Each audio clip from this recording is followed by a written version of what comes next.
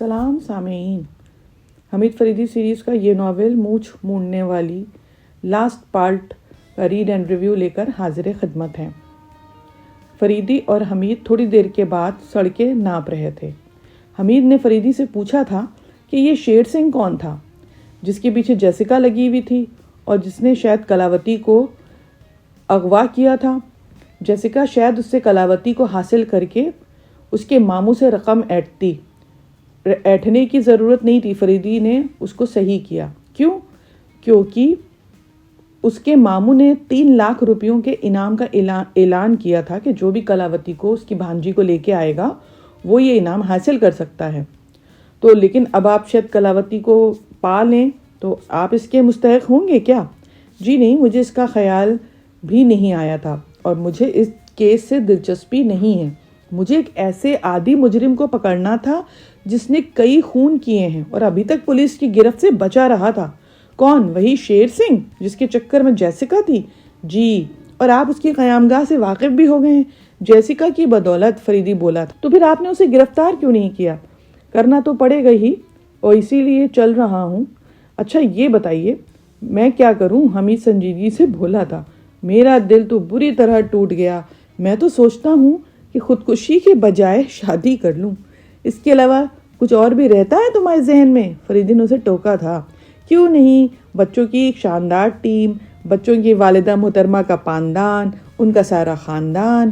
کہتے ہیں کہ لیلا کو مجنوں کے سسرال کا کتا بھی پیارا تھا۔ یار دماغ مت چاٹو، آپ نے میرا دل توڑا ہے، میں آپ کا دماغ چاٹوں گا؟ ارے بھائی میں نے کیا کیا؟ اتنے دنوں تک جھک مار رہا تھا اور آپ بتا رہے ہیں کہ آپ کو مجرم کی قیامگاہ معلوم تھی۔ جیسکا تو زبردستی بیچ میں کودی، جیسے میں نے جو اتنا کچھ کیا اس کا کچھ فائدہ ہی نہیں ہوا۔ ارے تو میں نے تم سے کب کہا تھا کہ تم اس سے مل بیٹھو؟ میں نے صرف تمہیں جیسکا کا تعاقب کرنے کو کہا تھا، اس کی مشغولیات کیا ہیں یہ پتا کرنے کو۔ تھوڑی دیر کے بعد فریدی نے کار روکی اور دونوں اتر کر ایک طرف چلنے لگے تھے۔ یہاں دور تک مکانوں کی قطاریں تھیں۔ ان کی کار کے عقب سے ایک تاریک سایہ ابھرا اور آہستہ آہستہ اسی طرف رینگنے لگا جدھر یہ دونوں گئے تھے، اور حمید اور فریدی تعاقب کرنے والے سے بے خبر تھے۔ وہ اسی عمارت میں آ گئے تھے جہاں پہ شاید جیسکا حمید کو لانے والی تھی۔ پوری عمارت تاریک تھی۔ دونوں نے کھلے ہوئے پھاٹک سے گزر کے باغ کو طے کیا اور ایک پورٹیکو کے قریب مہندی کی باڑ کی اوٹ میں دبک گئے تھے۔ فریدی نے ایک پتھر اٹھا کے کھڑکی پہ مارا، شیشہ ٹوٹنے کی آواز آئی اور پتھر جو تھا فرش پر گر پڑا تھا اس کی بھی آواز آئی تھی۔ اس کے بعد پھر وہی سناٹا۔ تھوڑی دیر کے بعد فریدی نے پھر وہی کیا، پھر کچھ نہ ہوا اور اچانک درخت پہ ایک بیٹھا ہوا الو چیخ پڑا۔ حمید برا سا منہ بنا رہا تھا۔ یہ چیل بول رہی ہے شاید، یہ چیل بول رہی ہے شاید، حمید آہستہ سے بولا تھا۔ تمہارا بڑا بھائی ہے، فریدی نے کہا۔ نہیں جھوٹ ہے، آپ تو بڑی دیر سے خاموش ہیں۔ یہ بڑے مزیدار ڈائلاگ ہے۔ چھوڑو، نہیں کوئی نہیں ہے، میرا خیال ٹھیک ہے، عمارت اب ویران ہے، میں نے کہا ہی تھا۔ ارے مگر وہ تو دیکھیے اوپری منزل پہ ایک کھڑکی سے کوئی آدھے دھڑ سے نیچے جھانک رہا تھا۔ او ہو، چلو چلو لیٹ جاؤ چپ چاپ۔ وہ زمین پہ لیٹ کے سینے کے بل آگے کی طرف رینگنے لگا تھا۔ حمید بھی اس کے پیچھے تھا۔ برآمدے میں پہنچ کے دونوں سانس لینے کے لیے رکے تھے۔ اندر کسی قسم کی بھی کوئی آہٹ شاید نہیں ملی تھی۔ تھوڑی دیر کے بعد ایسا لگا کہ وہاں پہ کوئی چپکے سے بولا تھا۔ دفتن ایک تیز قسم کی آواز سنائی دی جو بدری گھٹتی چلی گئی تھی۔ ایسا معلوم ہو رہا تھا جیسے کسی نے کسی عورت کا گلا گھونٹنے کی کوشش کی ہو۔ جو آواز قریب سے آئی تھی۔ فریدی تیزی سے جھپٹا تھا اور حمید نے ریوالور بھی نکال لیا تھا اور اس کے بائیں ہاتھ میں ٹارچ تھی۔ اس کے ہاتھ میں ٹارچ تھی لیکن حمید وہ اتنا بوکھلا گیا تھا کہ یہ بھول ہی گیا کہ ٹارچ اندھیرے کے لیے ہی ہوتی ہے۔ وہ بھٹکتا رہا۔ اچانک اسے سامنے شیشوں میں مدھم سی روشنی دکھائی دی۔ حمید تیزی سے جھپٹا تھا۔ یہ فریدی کی ٹارچ کی روشنی تھی۔ اس نے ایک عورت کو اپنے دائیں ہاتھ پہ سنبھالا ہوا تھا جس کی گردن سے ایک رسی کا پھندا بھی لٹک رہا تھا۔ فریدی اسے نکال رہا تھا۔ دوسرے ہی لمحے میں حمید بھی اندر تھا۔ حمید نے اندازہ کر لیا تھا کہ یہ کوئی خوبصورت اینگلو انڈین لڑکی تھی، یا تو بے ہوش تھی یا مر چکی تھی۔ ابھی زندہ ہے، اسے باہر لے چلنا پڑے گا، اس کو ہوا کی ضرورت ہے۔ وہ پھر سے باغ میں چلے آئے تھے۔ پھر وہ تیزی سے اٹھا اور برآمدے میں، اچھا سنو، تم اس کا خیال رکھو، میں ذرا اندر جا کے دیکھتا ہوں۔ حمید کی سمجھ میں نہیں آ رہا تھا کہ وہ کیا کرے۔ وہ چپ چاپ اسی کے بغل میں لیٹ گیا، کیونکہ اسے لگ رہا تھا کہ شاید کہیں سے ریوالور، کیونکہ اسے اچانک ریوالور کا شعلہ لپکتا ہوا نظر آیا تھا۔ آخر وہ تھی کون؟ حمید کے ذہن میں بڑا سا سوالیہ نشان تھا۔ کیا وہ جیسیکا ہے؟ حمید چونکا تھا، لیکن اسے سمجھ نہیں آ رہا تھا کہ آخر یہ سب ہو کیا رہا ہے۔ اچانک پھر سے اس نے ایک چیخ سنی تھی۔ اس کا ہاتھ بے اختیار ریوالور پہ گیا تھا، لیکن وہ اٹھ نہیں سکا تھا، کیونکہ دوسرے ہی لمحے میں کوئی اس پہ سوار اس کا گلا گھونٹ رہا تھا، اور حمید وہ سمجھ گیا تھا یہ کوئی لڑکی تھی۔ جیسیکا! حمید آہستہ سے منمنایا تھا۔ وہ اچھل کر ہٹی تھی۔ ارے کتنی حسین رات ہے، حمید بولا۔ میں نے تو ابھی ایک فائرنگ کی آواز سنی تھی، تم نے بھی سنی کیا؟ سرجنٹ حمید، وہ بڑبڑائی تھی وہی، اس کے بعد جو کچھ بھی تم سمجھنا چاہو سمجھ لو۔ میری گردن میں کسی نے پھندا لگایا تھا جو اب بھی برقرار ہے۔ کیا تم فریدی صاحب کا مشورہ بھول گئی تھی؟ میں تو مدد کرنا چاہتی تھی۔ کیا یہ ہوش میں آ گئی ہے؟ اس نے قریب سے فریدی کی آواز سنی تھی۔ تم آخر مانی نہیں؟ فریدی نے جیسیکا سے کہا۔ میری نیت میں فطور نہیں تھا، میں آپ کی مدد کرنا چاہتی تھی۔ لومڑی والی گھاتیں مجھ پر نہیں چلیں گی، فریدی اپنا اوپری ہونٹ بھینچ کے بولا تھا۔ اب میں کیسے یقین دلاؤں آپ کو یقین کرنا چاہیے۔ کس طرح؟ میں جانتی ہوں کلاوتی اسی عمارت میں موجود ہے، لیکن ان آدمیوں نے تمہارے گلے میں پھانسی کا پھندا کیوں ڈالا؟ تو تمہیں کیوں مارنا چاہتے ہیں وہ؟ مجھے تو نہیں پتا، لیکن یہ بتاؤ، کیا تم یہ کہنا چاہتی ہو کہ یہاں پہ کوئی تہہ خانہ ہے؟ کیونکہ میں نے پوری عمارت چھان ماری، مجھے کلاوتی نہیں ملی۔ ہو سکتا ہے ہو، چلیے دیکھتے ہیں۔ تھوڑی دیر کے بعد ایک کمرے میں حمید نے لاش دیکھی جس کے سینے سے خون ابل کر فرش پہ پھیل رہا تھا۔ یہ محض اپنی حماقت سے مرا تھا، فریدی نے کہا تھا۔ کس طرح؟ خواہ مخواہ لپٹ گیا تھا، اور یہی نہیں ریوالور بھی نکال لیا تھا، لیکن مجھے اس کا علم نہیں تھا۔ اندھیرے میں جدوجہد ہو رہی تھی، دفتن ریوالور چل گیا جس کی نال اسی کے سینے کی طرف تھی۔ میں بلا وجہ اپنا ہاتھ خون سے نہیں رنگنا پسند کرتا، فریدی نے کہا تھا۔ جیسیکا رک گئی تھی اور ادھر ادھر فرش پہ کچھ دیکھ رہی تھی۔ اچانک اس نے قالین الٹا تھا، اور پھر سامنے ہی ایک زینہ سا نیچے کی طرف جا رہا تھا۔ وہ تینوں ایک کے پیچھے ایک اس پہ اترتے چلے آئے تھے۔ نیچے مسحری تھی جس کے چاروں طرف پلنگ پوش لٹک رہا تھا۔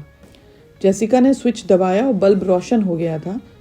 مسحری پہ گونگی کلاوتی پڑی ہوئی تھی۔ دیکھا آپ نے؟ جیسیکا فریدی کی طرف بولی تھی۔ میں نے کہا تھا کلاوتی اسی عمارت میں۔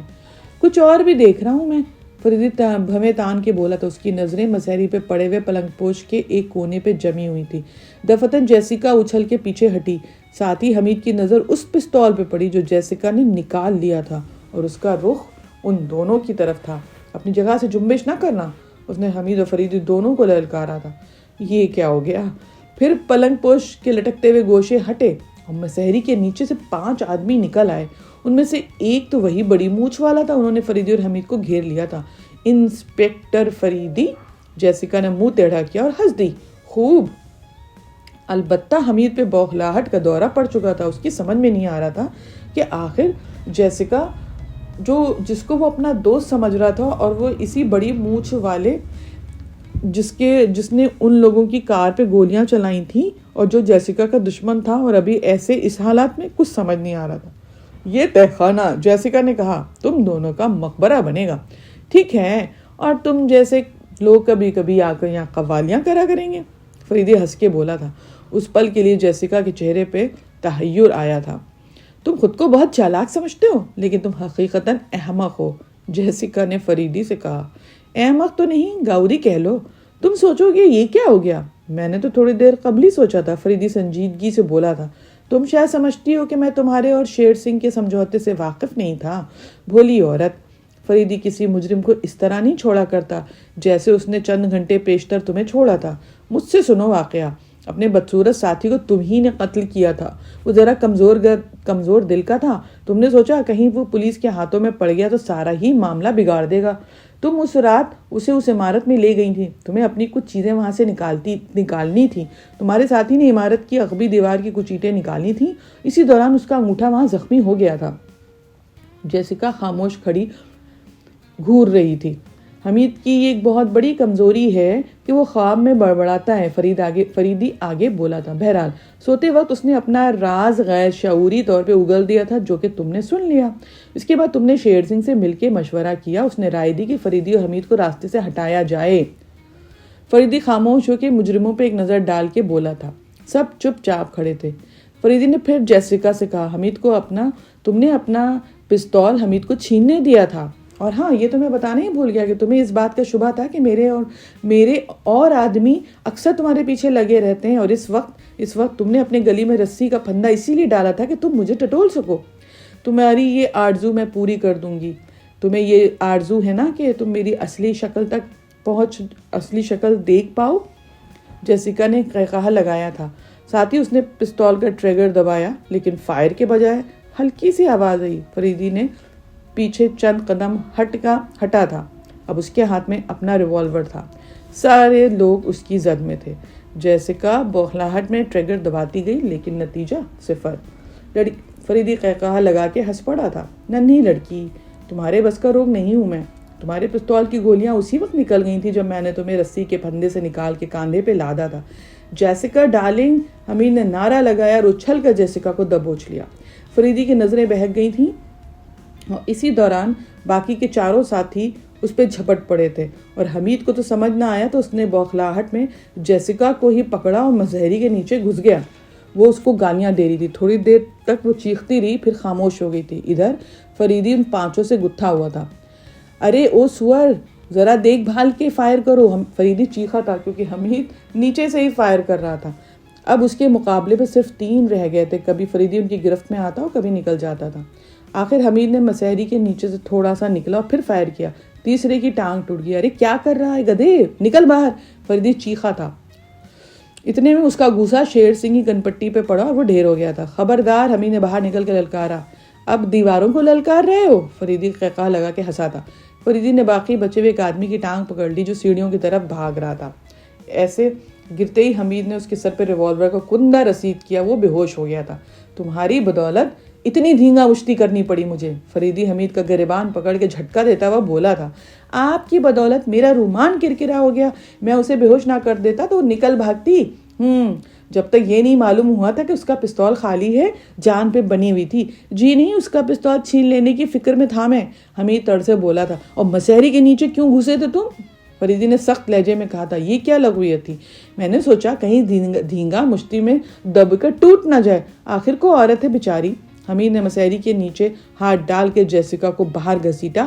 وہ بے ہوش تھی اور اس کے ہونٹوں سے خون بہہ رہا تھا۔ جنگلی، فریدی اسے گھور کر بولا تھا۔ اب میں کیا کروں؟ لاکھ بچانے کی کوشش کی لیکن پنکچر ہو گیا۔ Jessie darling, you are wonderful, you are beautiful. چپ رہو، فریدی نے اسے ڈانٹا تھا۔ بالکل بالکل، اس جنگ کا ہیرو میں ہوں، سرجن حمید۔ وہ اس زور سے چیخا کہ اسے کھانسی آنے لگی تھی۔ فریدی نے اس کی پیٹھ پہ ایک گھوسا جڑ دیا تھا۔ جاؤ اوپر بڑے کمرے میں ٹیلی فون ہے، پولیس کو اطلاع دو۔ ارے تو کیا واقعی آپ نے پولیس کا انتظام نہیں کیا تھا؟ نہیں کیا تھا، مجھے یقین نہیں تھا کہ آج کامیابی ہوگی۔ اور وہ جو خواب میں بڑبڑانے والی بات آپ نے کہی تھی، میں بہت عرصے سے تمہیں خواب میں بڑبڑاتے سنتا آ رہا ہوں۔ قریب تم روزی کچھ جملے بڑے ڈرامائی انداز میں دہراتے ہو، جیسے کہ میں سرجنٹ حمید ہوں، میں دنیا کا مشہور ترین آدمی ہوں۔ چلو جلدی کرو، پولیس کو بلا کے لاؤ۔ یہ بیچاری کلاوتی ابھی تک بے ہوش ہے، دیکھتا ہوں کوئی خواب آور دوا دی گئی ہے شاید۔ لیکن آپ یہ جانتے تھے کہ وہ شیر سنگھ سے ملی ہوئی ہے؟